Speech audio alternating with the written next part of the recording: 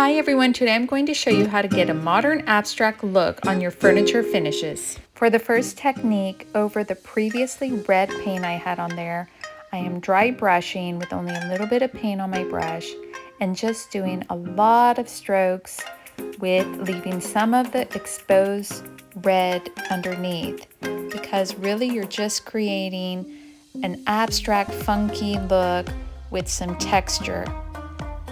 Doing this over previous paint, I didn't even sand the paint before, using chalk paint is going to give you this textured abstract look.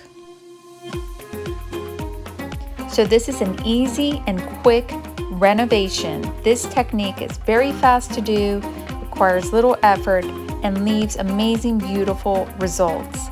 Now for the second technique on this desk, for the parts that were painted white before, I am actually spraying with my misting bottle first, and I will link to that bottle in my description. I'm doing lots of strokes with little paint. So again, it's wet the surface, and I'm going back and forth with my paint strokes over and over again.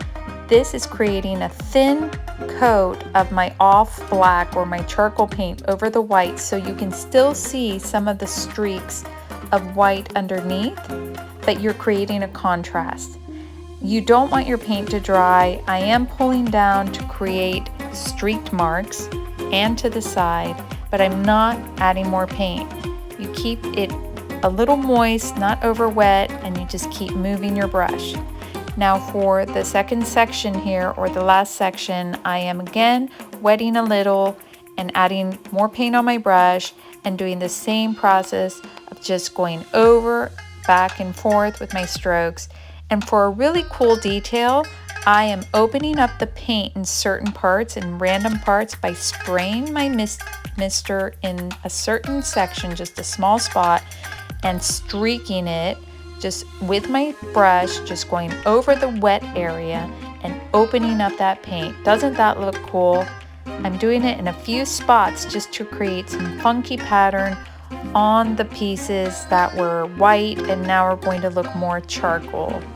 So this is again a very easy technique, and I really love the results. I hope you enjoyed this tutorial. Be sure to subscribe to catch more fun, easy projects.